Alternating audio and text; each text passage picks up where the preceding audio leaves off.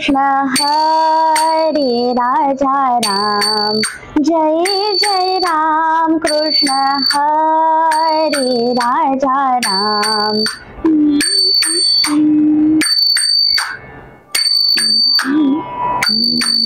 नवनीत सम नवनीत प्रिय, नवनीत सम नवनीत प्रिय, नवल विनोद विहारी राजा राम, नवल विनोद विहारी राजा राम।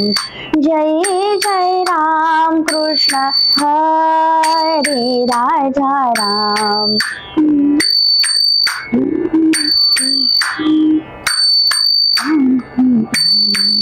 शरणागत दीनां चरणी लये, शरणागत दीनां चरणी लये, करुणा दृष्टि निहारी राजा राम, करुणा दृष्टि निहारी राजा राम, करुणा दृष्टि निहारी राजा राम, करुणा दृष्टि निहारी राजा राम।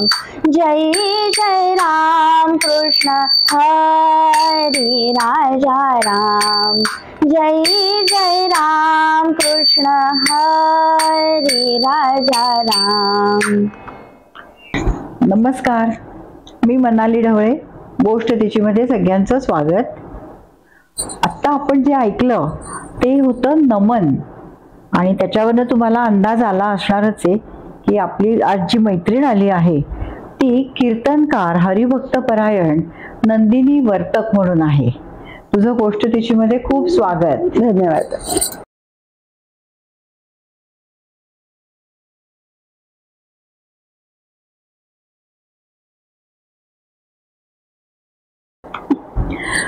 खूप नवल वाटते बघून की एवढी छोटी मुलगी आणि कीर्तनकार कसं काय, तर तीच गोष्ट आपण आज तिची ऐकणार आहोत। तर मला सुरुवातीला सांग की तू कीर्तनकार कसं काय एकदम झालीस गो, म्हणजे कसं वाटलं तुला कीर्तन करावं आपण?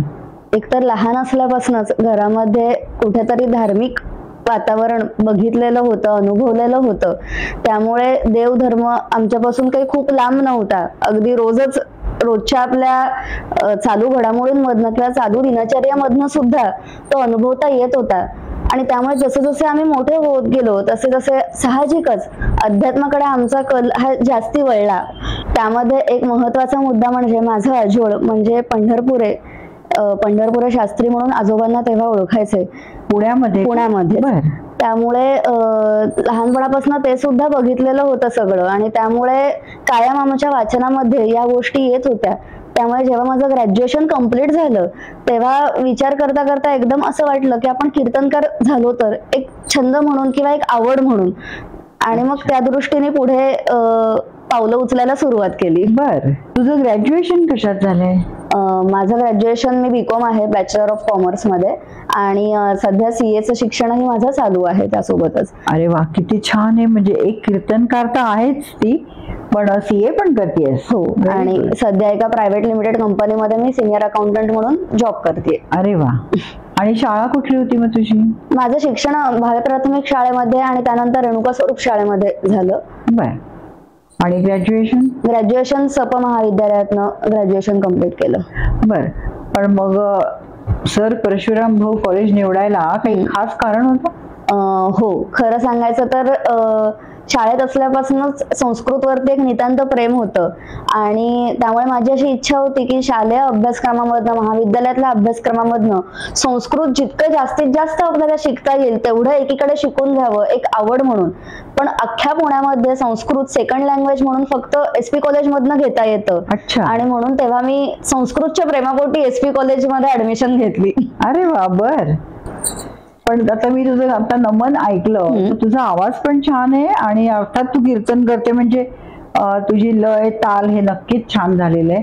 तर तू गाणं वगैरे शिकली होतीस का कुठे?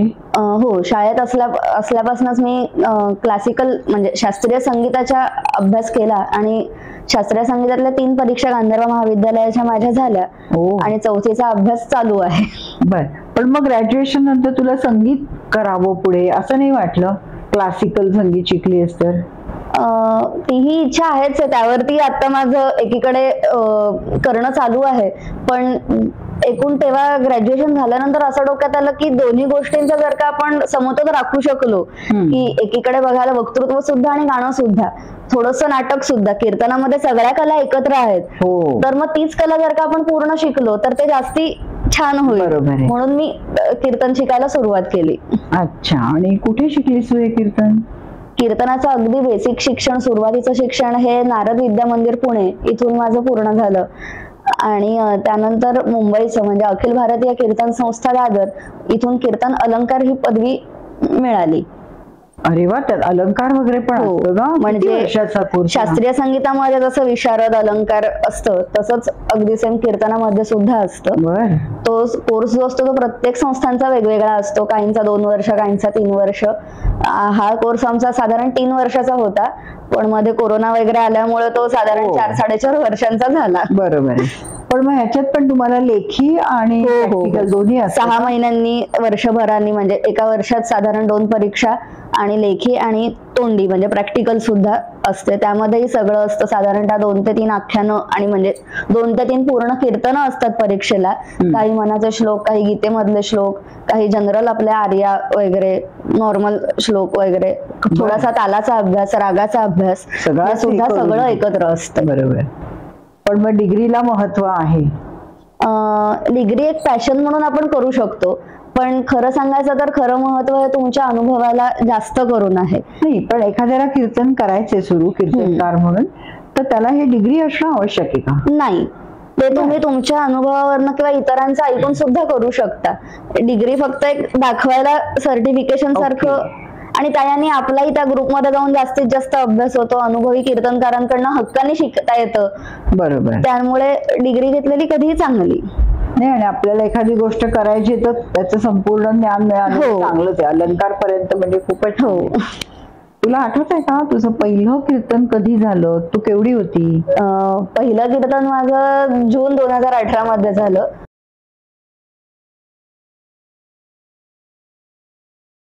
जून म्हणजे 2018 सालची गुरुपौर्णिमा, त्या दिवशी पहिलं कीर्तन नारद मंदिरामध्ये केलं होतं. बर. आणि काय विषय घेतला होतास मग? अगदी म्हणजे तेव्हा मी खूपच नवीन होते की कीर्तन शिकूयात असं ठरवून मला जेमतेम आठवडाभर झालेला होता. बर. आणि गुरुपौर्णिमेच्या निमित्ताने कीर्तन करणार का, एक अर्ध्या तासाचं, अर्ध्या पाऊण तासाचं, असं जेव्हा विचारलं होतं तेव्हा मी असे होते की मी करेल, मी ऐकलेली आहेत त्या अनुषंगाने मी करेल कीर्तन. आणि त्यामुळे पहिलं कीर्तन मी विष्णुमय जग वैष्णवांचा धर्म हा पूर्वरंग चं निरूपण केलं होतं आणि त्याला उत्तरंग म्हणजे ध्रुवाख्यान लावलं होतं. बर, तू एकटीने एवढं केलं? हो. किती वेळाचं होतं ते? नाही, ते जास्ती नव्हतं, ते साधारण अर्धा तास ते पाऊण तासापर्यंतच होतं. बास की, पहिलं कीर्तन आयुष्यातलं अर्धा तास म्हणजे खूप झालं ग. मग आई बाबांना कसं वाटतं? नाही, आता त्यांना खरंच खूप सुंदर वाटतं एकतर. पण सुरुवातीला जेव्हा हे घरी सांगितलं होतं की मला असं वाटतंय की मी कीर्तन शिकू का, तेव्हा सगळ्यांचे चेहरे असे बघण्यासारखे झालेले होते की सगळं काहीतरी छान चालू असताना एकदम ही कीर्तनाकडे कुठे काय वळली. त्यामुळे सुरुवातीला त्यांची पण थोडीशी तारांबळ उडाली होती की नक्की काय करायचं. पण नंतर सुरुवातीला इनफॅक्ट हेही माहित नव्हतं की माझ्या वयाचे लोक कीर्तन करतात का. पण आता जेव्हा त्या क्षेत्रात शिरल्यानंतर त्यांना लक्षात आलं की हिच्या वयातच भरपूर जण या क्षेत्रामध्ये आज आहेत. बर. तेव्हा त्यांनाही असं खूप अभिमान वाटतो आजही. आणि माझ्या बघण्यात आले ते पुरुष आहेत बऱ्यापैकी. हो. म्हणजे ह्या वयातले म्हणते मी. हे जे तुझं कीर्तनाचा अभ्यास असतो वगैरे, त्यात काही प्रकार असतात का कीर्तनांचे? हो, कीर्तनामध्ये मुख्य 2 प्रकार असतात, एक वारकरी कीर्तन आणि एक नारदीय कीर्तन. अजून रामदासी कीर्तन वगैरे सुद्धा परंपरा कीर्तनांमध्ये आहेत, पण मुख्य वारकरी आणि नारदीय या 2 परंपरा झाल्या. त्यातलं मी करते ते नारदीय कीर्तन. अच्छा. जे आपण बऱ्याच ठिकाणी पुण्या मुंबईमध्ये तर जास्ती करून नारदीय कीर्तनच होतं, कोकणातही नारदीय कीर्तन जास्त होतं. त्यामुळे साधारणतः नऊवारी साडीला शोभेल असे दागिने, तब्बलजी आणि पेटीवाले असे 2 जण, एवढे बेसिक 3 जण असले की नारदीय कीर्तनाला सुरुवात करता येते. बर.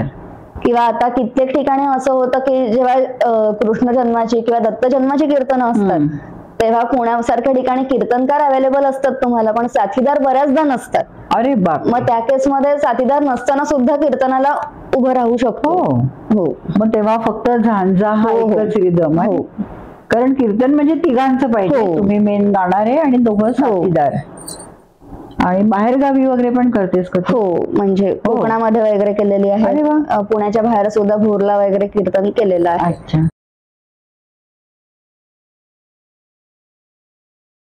किती झाले तरी कार्यक्रम तुझे असे? साधारण कीर्तन शिकायला सुरुवात झाल्यापासून 70 पेक्षा जास्ती कीर्तन माझी झाली. हो, बापरे.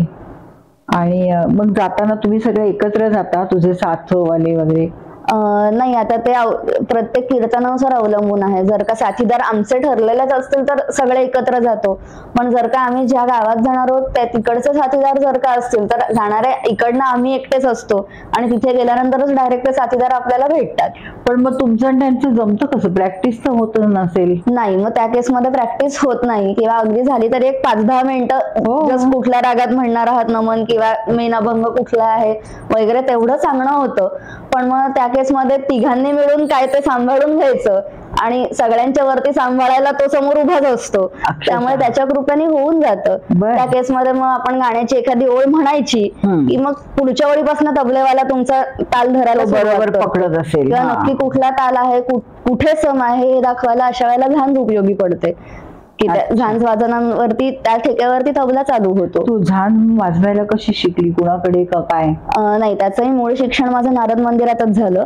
आणि बाकी ऐकून इतर कीर्तनकारांना एकीकडे झांजाची साथ करत करत झांज वाजवायला शिकले. कारण मला क्लासिकल संगीत येत होतं, पण जेव्हा मी कीर्तनात उतरले तेव्हा सुरुवातीला कधी कधी असं बऱ्याचदा व्हायचं की आयदर हात चालायचे नाही तर तोंड चालायचं, दोन्ही एकत्र. बरोबर आहे, हे कोऑर्डिनेशन, पण ते नंतर जमायला लागलं. किती छोटी गोष्ट असते, म्हणजे आमच्या कधी लक्षात पण नाही आलं हे, पण खरं आहे, गायचंय पण आणि त्यात तालावर वाजवायचंय पण. आता कीर्तनामधले तुझी काय प्रोसिजर असते? तू म्हणली 1-1.5 तासाचं असतं हे, किती वेळ चालतं एक? साधारणतः आता पुण्यामध्ये वगैरे 1.5 ते 2 तासापर्यंत कीर्तन चालतात, पण अजूनही काही ठिकाणं अशी आहेत की जिथे फक्त कीर्तन संध्याकाळी 6 वाजता चालू होईल असं सांगितलेलं असतं. ते संपतं कधी ही वेळ डिक्लेअर केलेली नसते. त्या केसमध्ये मग ते कितीही वेळ चालू शकतं, कितीही वेळ रंगू शकतं. हो. आणि काय त्याचे टप्पे असतात? आता कीर्तनामध्ये म्हणजे नारदीय कीर्तनामध्ये सगळ्यात पहिल्यांदी नमन म्हटलं जातं, ज्यामध्ये सुरुवातीला आपले अगदी काही बेसिक श्लोक जे असतात ते श्लोक, जय जय राम कृष्ण हरी बाळकृष्ण चरणी लक्ष लागो, हे नमनाचं पद. त्यानंतर एक छान खणखणीत गजर केला जातो. त्यानंतर मग जो आपण मूळ अभंग निरूपणाला निवडलेला आहे तो मूळ अभंग म्हणायचा, सूत्रश्लोक म्हणायचा. सूत्रश्लोक म्हणजे त्या मूळ अभंगाच्याच रिलेटेड संस्कृत मधला, मग तो कदाचित पुराणातला असेल, उपनिषदातला असेल किंवा गीतेतला असेल एखादा श्लोक, की जो श्लोक त्या पूर्ण तुमच्या पूर्वरंगाचा आणि उत्तरंगाचा सुद्धा एका वाक्यात सांगायचं झालं तर तो श्लोक असा सारांश असेल असा श्लोक निवडला जातो सूत्रश्लोक म्हणून. सो मूळ अभंग झाल्यानंतर सूत्रश्लोक सांगायचा आणि मग तो जो आपण अभंग घेतला त्याचं निरूपण करायला सुरुवात करायची. ते निरूपण संपत येतं तेव्हा परत मूळ अभंग वेगळ्या रागामध्ये म्हणायचा. तिथे मध्ये मध्यंतर होतं आणि नारदीय कीर्तनामध्ये इथे कीर्तनकाराला हार घातला जातो. हो, बरोबर. त्यानंतर मध्यंतरामध्ये काही ठिकाणी बरेचसे इतरही हौशी कलाकार जे असतात ते मध्ये येऊन गाणी बिणी भजनं वगैरे म्हणतात. मध्यंतर तो एक 5-10 मिनिटाचा असासाठी असतो की कीर्तनकाराला विश्रांती म्हणून. बरोबर. आणि ते झाल्यानंतर परत एकदा छानपैकी भजन होतं सगळ्यांचं एकत्र. आणि उत्तर रंग म्हणजेच पूर्वरंग साधारणतः आपण काय विषय घेतलेला आहे त्या विषयाला अनुसरून उत्तर रंगामध्ये एखादी गोष्ट घेतलेली असते. मग ती कदाचित पुराणातली असेल, ती महाभारतातली असेल, रामायणातली असेल, किंवा अगदी सध्याच्या काळात म्हणायला गेलं तर एखादी देशभक्तीपर गोष्ट सुद्धा त्यामध्ये असते. संतांच्या गोष्टी असतात, संतचरित्र वगैरे, अशी कुठल्याही पद्धतीची गोष्ट आपण पूर्वरंगाचा जो विषय आहे त्याला साधारणतः मॅच होणारी आपण घेऊ शकतो त्याला. मला सांग, आता हे एवढं सगळं तिचं ऐकल्यावर एक प्रश्न आलाय की पहिली गोष्ट तुम्हाला हा विषय कोण देतं? विषय साधारणतः कुठल्या प्रसंगाला आपण कीर्तन करतोय त्याच्यावरती अवलंबून असतो. ओके, म्हणजे रामनवमीला करत रामनवमी असेल तर तर रामाचं, एकादशीला वगैरे बोलवलं तर पांडुरंगाचं वगैरे, आणि ते सोडून कुठलाही कार्यक्रम नसेल आणि देवळातही नसेल कीर्तन, कुठेतरी असंच वेगळीकडे कार्यक्रमामध्ये कीर्तनाला बोलवलेलं आहे, तर मग त्या केसमध्येही आपल्याला कुठलंही कीर्तन घेता येतं. नॉर्मल विषय आपले भक्ती असेल, सद्गुरू असेल. त्याच्यानंतर तू म्हणली की तू मूळ अभंग म्हणतेस, त्याच्यानंतर मग ते सूत्र श्लोक. हो, मग हे सगळं तुझं पाठ आहे? हो, म्हणजे नमनाची पद्धत तर आपली इतक्या वेळा म्हटलेली असल्यामुळे ती पाठ झालेली असते. ते कॉमन असेल. हो, ते कॉमन असतं. ठीक आहे. मूळ अभंग सुद्धा पाठ केलेला असतो, सूत्रश्लोक पाठ केलेला असतो, पण पुढचं जे काही निरूपण असतं ते पाठ केलेलं नसतं. ओके. ते साधारणतः आपण जेव्हा अभ्यास करतो तेव्हा मुद्दे काढून ठेवलेले असतात, त्या मुद्द्यांच्या अनुषंगाने बोलत जायचं असतं. ते कधी आयत्या वेळेला वाढवलं जातं, आयत्या वेळेला कमी केलं जातं, त्यामुळे ते असं पुस्तकात लिहिल्यासारखं पाठ केलं जात नाही. आणि उत्तरांगामधली पदपाठ असतात. एवढं वाचन करावं लागत असणार आहे. पण मग तू लहानपणापासून वाचतेस का काय? हो, वाचनाची आवड तशी मला लहानपणापासूनच आहे. की लहान असताना आमच्या घरामध्ये साधा टीव्ही सुद्धा नव्हता, त्यामुळे लहानपणापासून सवय अशी होती की हल्लीच्या काळात लहान मुलं युट्यूब चालू करून जे घास तोंडात टाकतात, ते आमच्याकडे आम्ही पुस्तकाचं पहिलं पान उघडायचं आणि घास तोंडात टाकायचं, ही आम्हाला लहानपणापासून सवय होती. त्यामुळे तेव्हा प्रचंड पुस्तकं वाचली जायची. त्यामध्ये अजून एक होतं की स्टेज डेअरिंग हा प्रकार मला लहानपणापासून तसा खूप होता, कारण अगदी प्ले ग्रुप पासून शाळेमध्ये नाटकं, कविता पाठांतर, नाट्य वाचन, त्यानंतर जशी जशी मी मोठी होत गेले तसं तसं आंतरशालेय वक्तृत्व स्पर्धा, त्यानंतर राज्यस्तरीय वक्तृत्व स्पर्धा, वादविवाद, याच्यामध्ये जो भाग घेतला गेला आणि यामध्ये शाळेचं आणि शाळेतल्या शिक्षकांचं प्रचंड सपोर्ट. नाही, खूपच छान आहे. की सुरुवातीला जे उभं राहायला करावं लागतं ते आमच्या शिक्षकांनी भरभरून आमच्यासाठी केलं आणि त्यामुळे आम्ही आज इथे उभे आहोत. बरोबर.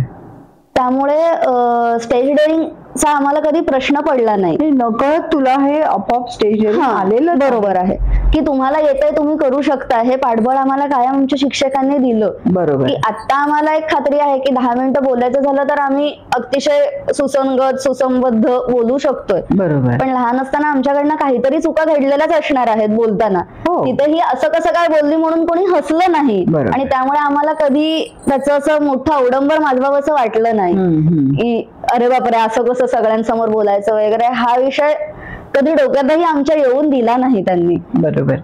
पण मग ह्या वाचनामध्ये मी पुन्हा त्याच विषयाकडे की तू काय काय वाचलंस लहानपणी? लहान असताना साधारणतः मी कादंबऱ्या वगैरे तशा खूप कमी वाचल्या. ऐतिहासिक चरित्र जास्ती वाचली. त्यानंतर अत्रे असतील, पु ल देशपांडे, वपू काळे, दमा मिरासदार यांची पुस्तकांची मला लहानपणापासून प्रचंड आवड होती. हो. पण मग मी आध्यात्मिक मधलं विचारते, त्यातलं तू काय वाचायचीस? म्हणजे गीता वाचायचीस, ज्ञानेश्वरी वाचलीस का काय? नाही, ते साधारण लहान असताना कानावर पडलेलं होतं, पण ते तेव्हा कळतही नव्हतं नक्की काय आहे खरं सांगायचं तर. पण जेव्हा एक 11वी-12वी मध्ये मी गेले, म्हणजे 10वीच्या नंतर शाळा सोडल्यानंतर ही पुस्तकं वाचावीत असं एकूण मैत्रिणींच्या ग्रुपमधनं असेल किंवा जनरल घरातनं असेल की वाचून बघितलं पाहिजे असं मनापासून आतून वाटायला लागलं. आणि मग अतिशय योगायोग असेल की नंतर ही पुस्तकं मला इतकी उपयोगी पडतील याचा तेव्हा विचारही केला नव्हता. तेव्हा एक जनरल वाचायचं म्हणून कर्माचा सिद्धांत असेल, मृत्यूचं महात्म्य असेल किंवा जीवात्मा जगाचे कायदे, हिमालयवासी गुरुच्या योगी शिष्याचे आत्मकथन, श्री एम्स वगैरे, या सगळ्या वाचनाचा तुला हे बोलताना फायदा होतोय, कारण ते वाचलेलं तुझ्या अगदी पूर्ण लक्षात राहिलं. योग्य वेळेस तू ते वापरू शकतो अर्थ.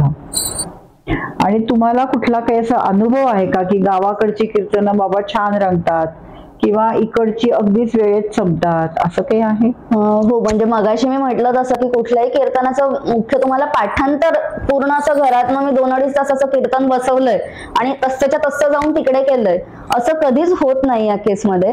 की प्रत्येक ठिकाणचा अनुभव हा वेगवेगळा असतो. काही प्रासंगिक असतात अनुभव की आपण जसं ठरवतो तसं होतं असं कधीच होत नाही. त्याच्या मनात जे असतं ते आयत्या वेळेला होऊन जातं. हा अनुभव बऱ्याचदा आलेला आहे की की काही ठिकाणी कितीही अडचणी असतात त्यावरती तुम्हाला मात काढून आयत्या वेळेला उभं राहावं लागतं. बऱ्याचदा असं होतं की कीर्तनांमध्ये वगैरे उत्सवातली जर का तुम्ही कोकणातली गावाकडची कीर्तनं बघितलीत तर कीर्तन झाल्यानंतर एखादा कार्यक्रम असतो, त्याची ती मागे तयारी चालू असते आणि त्यामुळे आयत्या वेळेला कीर्तन वाढवा किंवा कमी करा अशा अनुषंगाने लिहिलेल्या चिठ्ठ्या येतात की मग त्या चिठ्ठीनुसार आपल्याला करावं लागतं. किंवा अगदी जर का रसिक श्रोत्यासमोर असतील कीर्तनाला तर हे पद होऊन जाऊ देत वगैरे वगैरे अशाही चिठ्ठ्या मध्येच येतात. मग आपला तो विषयही नसेल तर आयत्या वेळेला काहीतरी 2 वाक्य फिरवून त्या पदापर्यंत आणून ते पद आयत्या वेळेला तिथे म्हणावं लागतं. अरे बापरे. बर, म्हणूनच मला असं वाटलं की ते हजर जबाबी आणि टाइम मॅनेजमेंट आणि तू तर हे म्हणतेस की कधी वाढवायला लागतं, कधी कमी करायला लागतं. एक एक वेगळेच अनुभव आहेत. आणि तुला समजा आम्हाला कीर्तन ठेवायचं असेल तर मग किती दिवस आधी सांगायला लागतं? किंवा साधारण एक कीर्तन बसायला म्हणजे पूर्वरंग तर अभ्यासावरतीच बसतो की जो अभ्यास सतत चालूच असतो, तो कधीच संपतो असं नाही होत, कुणाच्याच बाबतीत तसं नाही होत. उत्तरंग बसवावा लागतो पूर्ण. उत्तरंग बसवायला साधारण नवीन पूर्णच बसवायचं असेल तर एक 4 दिवस तरी लागतात. अच्छा. आणि तुला समजा आम्हाला हवं असेल तर मग कुठे कॉन्टॅक्ट करायचं किंवा काय? साधारण आमचा कीर्तनकारांचा जो ग्रुप असतो त्याच्यावरती मोबाईल नंबर आमचा उपलब्ध असतो किंवा फेसबुक वरनं सुद्धा तुम्ही कॉन्टॅक्ट करू शकता. बरोबर आहे. आता तुम्हाला सांगितलं की साधारण तुला जर आम्हाला ठेवायचा असेल कार्यक्रम तर फेसबुक वर वगैरे ठेवू शकतो किंवा तुमच्या ग्रुपमध्ये. पण मग तुमचे चार्जेस वगैरे किती असतात? नाही, मी तरी कीर्तनाचे चार्जेस असं काही घेत नाही की ही सेवा म्हणजे कीर्तन सेवा म्हणून एकतर मी करते, कारण माझा एकीकडे व्यवसाय नोकरी हे पूर्ण वेगळंच आहे आणि ही आध्यात्मिक बॅकग्राऊंड ही पूर्ण वेगळी आहे. त्यामुळे यामध्ये जे सेवाभावांनी आम्ही करतो ते करण्यातच इतकं धन्य वाटतं आम्हाला की याचं कधी मूल्य करावं असं आम्हाला वाटलंच नाही. की कित्येकदा असं होतं की पूर्वरंग झाल्यानंतर उत्तरंग जेव्हा चालू होतं, उत्तरंग साधारण संपायला येतो तेव्हा इतके तल्लीन होऊन सगळेजण ऐकत असतात की तेव्हाच्या भावनांची किंमत तुम्ही काय करणार. कित्येकदा लोकांच्या डोळ्यांमध्ये पाणी आलेलं असतं, कित्येकदा आपल्याही डोळ्यातनं ढसाढसा पाणी येतं तल्लीन झाल्यामुळे.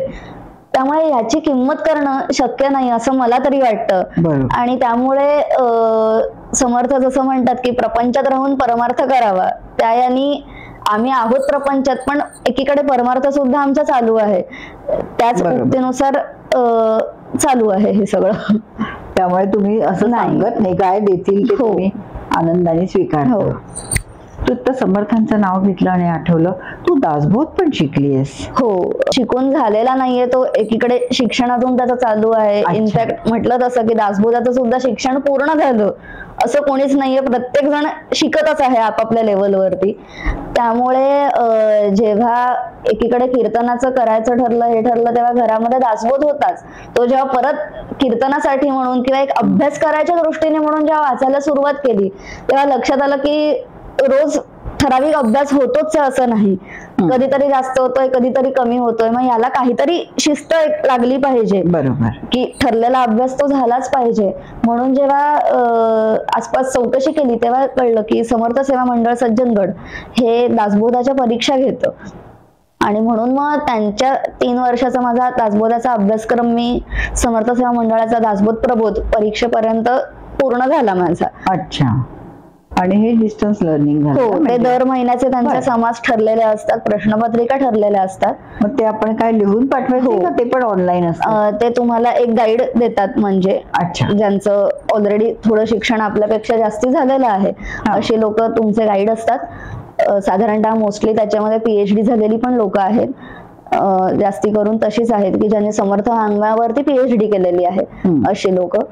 तर मग ते तुमचे पेपर्स दर महिन्याचे चेक करतात, कुठे काही सुधारणा हवी असेल तर तसं तुम्हाला वेळोवेळी मार्गदर्शन करतात. काही अडलं तर तुम्ही त्यांना कधीही विचारू शकता. आणि त्याने तसा दासबोधाचा तो अभ्यास पूर्ण झाला माझा.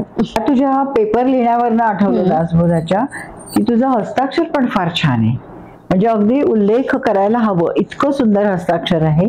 तर त्याबद्दल पण आम्हाला ऐकायला आवडेल.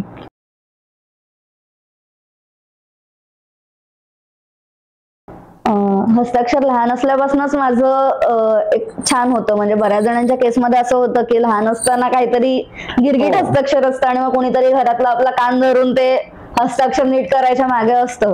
तसं माझ्या केसमध्ये कधीच झालं नाही. लहानपणापासूनच मला हस्ताक्षराची वेगवेगळ्या ठिकाणावरनं बक्षिसं मिळत गेली. शाळेत असेल, आंतरशालेय असेल. त्यानंतर नुकताच पुणे मराठी ग्रंथालयातर्फे हस्ताक्षर स्पर्धा घेण्यात आली होती. त्याच्यामध्ये सुद्धा उल्लेखनीय हस्ताक्षर म्हणून बक्षीस मिळालं. अरे वा. तर एक अक्षर लहानपणापासून माझं छान होतं, मराठी सुद्धा इंग्रजी सुद्धा दोन्ही. आणि नुसतं अक्षरच नाही तर ती चौथीत पण स्कॉलरशिप मिळालेली आहे. मॅथ्स मध्ये नेहमी पहिली असायची, बरोबर ना? शाळेमध्ये म्हणजे मराठी शाळा असल्यामुळे कदाचित जास्त असेल. शाळेकडनं कुठल्याही बाबतीमध्ये प्रोत्साहन खूप जास्ती मिळत गेलं. अच्छा. की एकतर शाळेत पहिले म्हणजे काय म्हणतात 1ली ते 10वी माझा कायम पहिल्या 5-10 मध्ये मी कायम असायचे. 1ली ते 3री तर कायम माझा पहिला क्रमांक शाळेमध्ये होता. त्यामुळे शिक्षकांच्या कायम डोळ्यासमोर असायचे आणि त्यामुळे जास्तीत जास्त ते पाठबळ मिळत गेलं.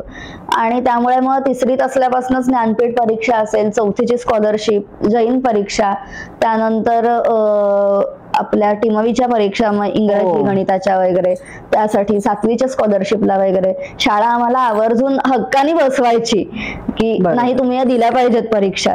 पण मग या सगळ्याचा अभ्यास घेण्याचं काम कोण, आई का बाबा? ऍक्च्युली अभ्यासाची जी बैठक असते तो प्रकार आमच्या शाळेतनच तेव्हा करून घेण्यात आला होता. म्हणजे आता सांगायला खरंच म्हणजे डोळ्यात आमचंच पाणी येतं, ही परिस्थिती आहे. पण जेव्हा आम्ही 4थी स्कॉलरशिपला बसलो होतो तेव्हा शाळेच्या आधी 2-3 तास आणि शाळेनंतर 2-3 तास, अरे बापरे, असं वर्षभर आमच्या बाई या आमच्यासाठी येत होत्या. कमाल आहे. आता जेव्हा आम्ही थोड्याफार मोठ्या होऊन काहीतरी करायला लागतोय तेव्हा साधी 5 मिनिटं जरी ऑफिसमध्ये लेट व्हायला लागलं तर आपली चिडचिड होते. आणि त्या आमच्यासाठी आमच्या बाई या सकाळी 9 वाजता आमची जी शाळा चालू व्हायची ती रात्री 7 वाजता आमची शाळा संपायची. बापरे. आणि याचं त्यांनी कधीही मानधन घेतलं नाही.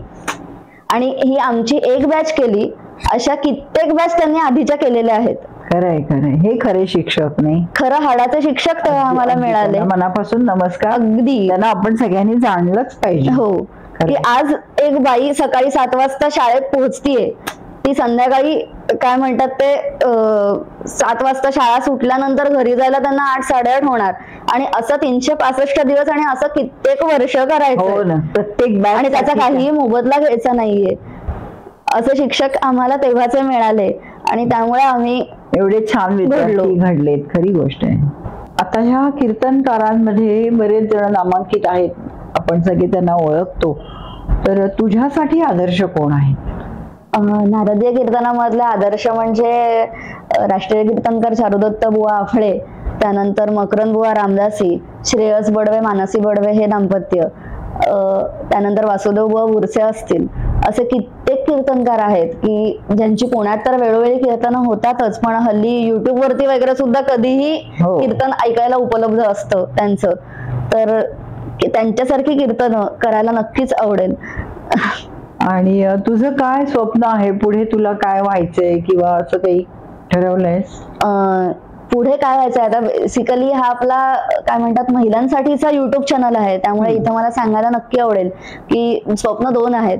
एकतर ह्या कीर्तनाचा किंवा धर्माचा प्रसार हा करायचाच आहे, पण दुसरीकडे स्वतःच्या पायावरती उभं सुद्धा राहायचं आहे. म्हणजे आताही मी आहेच आहे, पण एकीकडे स्वतःच्या पायावरती उभं राहायचंय, प्रपंचामध्ये वेगळं काहीतरी करायचंय, पण एकीकडे ही आध्यात्मिक बॅकग्राऊंड जी आहे ती सोडायची नाहीये, त्यामध्ये जास्तीत जास्त वाढ करायची आहे.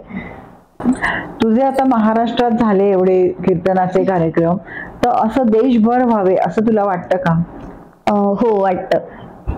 पण इथेही परत मला वाटून उपयोग नाहीये, त्यालाही तितकंच वाटलं पाहिजे. पण तसं जर का देवाच्या कृपेने झालं तर देशामध्ये परदेशामध्ये कीर्तनाचे कार्यक्रम करायला नक्कीच आवडेल. आणि हल्ली परदेशामध्ये सुद्धा कुठल्याही तुम्ही इतर देशांमध्ये गेलात तरी महाराष्ट्र मंडळं असतात, मराठी भाषिक आहेत. त्यामुळे मराठी आणि इंग्लिश असं मिश्रित जर का कीर्तन करता आलं तर ते जास्त आवडेल. बरोबर आहे. म्हणजे माझी तर इच्छा आहे परदेशी पाहुण्यांना आपलं कीर्तन कळू देत, ऐकायला मिळू दे. हो, मग भले आपण त्यांची भाषा वापरू आणि त्यांना पोचवू ते. आणि मला सांग की आपल्या ह्या, तू तर खूप लहान आहेस त्यामुळे तू सल्ला दे वगैरे असं मी म्हणणार नाही, पण तुला काही सांगायचंय का प्रेक्षकांना?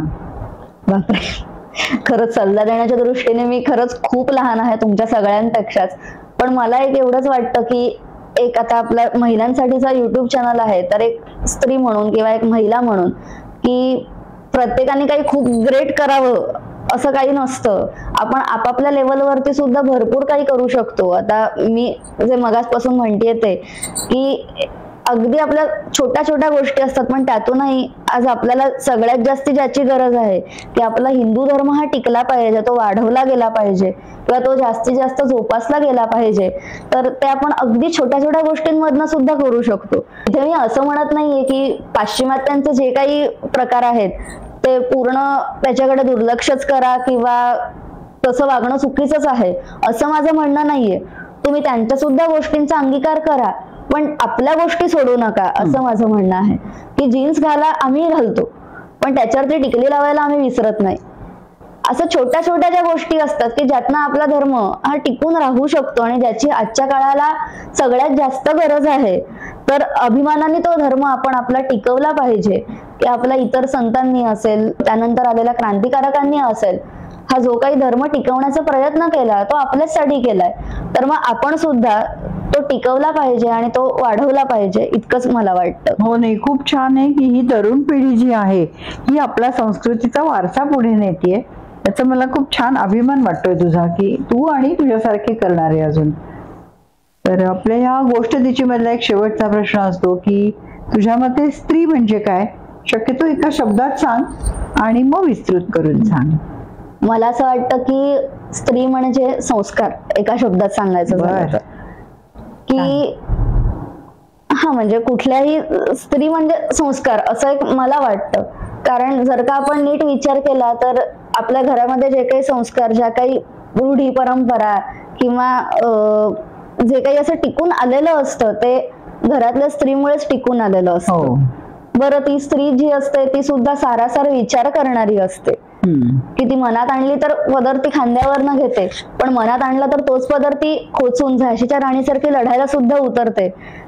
आणि ही पॉवर प्रत्येक स्त्रीमध्ये आहे. पुन्हा एकामध्ये आहे एकामध्ये नाही अशातला भाग नाही. प्रत्येक जण जर का परिस्थिती आली तर कणखर सुद्धा बनवू शकते आणि परिस्थिती आली तर ती सौम्य सुद्धा होऊ शकते. बरोबर, असं प्रत्येक स्त्रीमध्ये हे आहे. त्यामुळे स्त्री म्हणजे संस्कार असं मला वाटतं. बरं, जेव्हा आपण एखाद्या घरामध्ये जातो तेव्हा त्या घर नक्की कसं आहे हे आपल्याला कळतं, ते त्या घरातली स्त्री बघून कळतं. बरोबर आहे. त्यामुळे स्त्री म्हणजे संस्कार असं मला वाटतं. अगदी बरोबर व्याख्या आहे, छान आहे. कारण ज्या घरात स्त्री असते त्या घरातले संस्कार हे अतिशय छान होत असतात. आणि तुम्ही बघाल एखाद्या घरात जर बाई नसेल, काही कारणाने लवकर गेली असेल, मुलांची आई किंवा असं, तर ते घर घर वाटत नाही. ते एक वेगळीच खोली वाटते, त्याला असं एक असं पर्सनल टच येत नाही, जिव्हाळा नसतो त्या वास्तूमध्ये. काय आहे माहित नाही, पण असं असतं खरं. त्यामुळे स्त्री म्हणजे संस्कार खूप छान सांगितलंस तू हे. आणि तू गोष्ट मध्ये आलीस, खूप छान वाटलं आम्हाला तुझी गोष्ट ऐकायला. खूप खूप धन्यवाद आणि तुझी सगळी स्वप्न पूर्ण होवोत. तू खूप मोठी कीर्तनकार व्हावीस अशी शुभेच्छा. धन्यवाद. थँक्यू. कल्याण केलं पण स्वतः बरोबर इतरांच्या आयुष्याचं सुद्धा कल्याण केलं आणि म्हणून त्या संत पदाला पोहोचले. आणि म्हणून आज इतकी वर्ष गेली तरी त्यांचं गुणगान, त्यांचे शब्द आपण आधारभूत मानतोय आणि त्याच्यावरूनच आपण आपला प्रवास करतोय मोक्षावस्था मिळवण्यासाठी. आणि म्हणून तुकाराम महाराज आजच्या अभंगामध्ये जे काही सांगत आहेत ना, तर दिसायला तरी अगदी छोटंसं वाटलं, अगदी साधंसं वाटलं, तरी आचरण करून बघा. हळूहळू हळूहळू एक एक पायरी पुढे जात जा. जसे जसे पुढे जाल तसा तसा स्वतः तो तुम्हाला हात द्यायला म्हणून पुढे येईल आणि आपली वाट आपल्यासाठी मोकळी करेल, सुकर करेल, सोयीस्कर करेल. पण त्यासाठी आधी आपला आपल्या भगवंतावरती विश्वास पाहिजे. आणि तो विश्वास जर का असेल तर नक्कीच आपण तिथपर्यंत जाऊ शकतो, त्या टोकापर्यंत पोहोचू शकतो. पण आपल्या सर्वांचं होतं काय माहिती का? एक दृष्टांत सांगते. शहरामध्ये शिकणारी कॉलेज मधली 4 मुलं होती. कॉलेजमधलं शिक्षण चालूच होतं, पण एकीकडे उन्हाळी सुट्ट्या लागल्या, परीक्षा संपली आणि मग आता काय करायचं म्हणून या चौघांनी मिळून आपली आपली छोटीशी ट्रिप ठरवली आणि एका खेडेगावामध्ये फिरायला म्हणून आलो. जवळपास कॉलेजचं शिक्षण संपत आलेलं होतं, त्यामुळे तसे करूनच होते. गावामध्ये फिरताना हे चौघच जण आपले फिरत होते आणि एका संध्याकाळी फिरत फिरत फिरत ते गावामधल्या नदीच्या तीरावरती आले. आता आपण खेडेगावाचा विचार केला तर अंधार पटकन पडतो. शहरामध्ये जास्त दिवे असतात, पण खेडेगावामध्ये दिवे एवढे नसतात, त्यामुळे पटकन अंधार पडतो. त्यात झाडी घनदाट असतात, त्यामुळे पटकन अंधार पडतो, सूर्यप्रकाश नाहीसा होतो. तसंच काहीसा झालं आणि अंधार पडला. त्यांना ती नदी ओलांडून पलीकडे जायचं होतं आणि आम्ही विचार केला, छोटीशी तर नदी आहे, तो दिसतोच समोर किनारा, जाऊ की आपण वरीवर असं म्हणून तिथल्या एका नदीत बसले आणि एकेकाने वलवायला सुरुवात केली. बराच वेळ झाला, पण ते नाव काही पुढे जाईना. बिचारे कंटाळले आणि आता तोवर तर काय म्हणून रात्र झाली होती, करणार काय म्हणून तिथे नावेतच बसले नदी किनाऱ्याला. दुसऱ्या दिवशी जेव्हा सूर्यप्रकाश आला, सूर्य उजळला, तेव्हा बघितलं की तो जो पुढे नावाडी असेल ना, त्याने ती नाव एका रस्त्याच्या सहाय्याने तिथल्या झाडाच्या मुंढ्याला बांधली होती आणि म्हणून ती नाव पुढे जाऊ शकली नव्हती. आपल्याही सर्वांचं तेच होतं. आपले सुद्धा सगळे पायास हे संसारामध्ये अडकलेले असतात आणि आपण धावायचा प्रयत्न करत असतो परमार्थामध्ये. तर प्रपंचातले पाश तिथपासून काढून ते जर का भगवंताच्या पायाला बांधले ना, तर आपली वाट जास्त सुकर होईल, जास्त सोपी होईल. म्हणून आपल्याला तेवढंच करायचं. संसार सोडा असं कुठल्याही संतांनी सांगितलेलं नाहीये, पण प्रपंचात राहून परमार्थ करा असं मात्र प्रत्येक संतांनी सांगितलेलं आहे आणि आपल्याला तेच करायचं. प्रपंचात राहायचं, पण परमार्थ सुद्धा तितकाच महत्वाचा आहे आणि त्यामुळे तोही करायचा आहे. आणि त्याची सुरुवात आजच्या दिवसापासून करायला तर काहीच हरकत नाहीये, कारण आज एकादशी आहे. वैष्णव जनांसाठी अतिशय चांगला दिवस, शुभ दिवस, त्यामुळे शुभश्च शीघ्रम असं म्हणून सुरुवात करायला काहीच हरकत नाहीये. आणि त्याची पहिली पायरी तुकाराम महाराज म्हणतात त्याप्रमाणे, देव माझा मी देवाचा, हेची माझी सत्य वाचा, इथपासून करायला काहीच हरकत नाही. भक्ती हा शब्द, भक्ती प्रेम असं जर का आपण म्हटलं तर जास्त सोयीस्करपणे होईल, कारण प्रेमाशिवाय भक्ती करता येणं शक्य नाही म्हणतात. नारदांनी सुद्धा 84 भक्तिसूत्र सांगितलेली आहेत. त्या भक्तिसूत्रांमधली एक जरी भक्तिसूत्र आपण आत्मसात करण्याचा प्रयत्न केला तर तो जास्ती चांगला होईल. मगाशीच आपण बघितलं की त्या गोपिकांचा उद्धवांचा जो काही दृष्टांत सांगितला तो कुठला होता, तर तदर्पिता खिला शारदा तत् विस्मरणे परम व्याकुलता. कुठलंही काम करत असताना त्या भगवंताचं स्मरण करावं, तर ते काम नक्कीच सुकर होतं आणि त्याचं श्रेय सुद्धा त्या भगवंतालाच जातं. आणि हेच सांगताना तुकाराम महाराज आजच्या आपल्या पूर्वपद्यामध्ये म्हणत आहेत,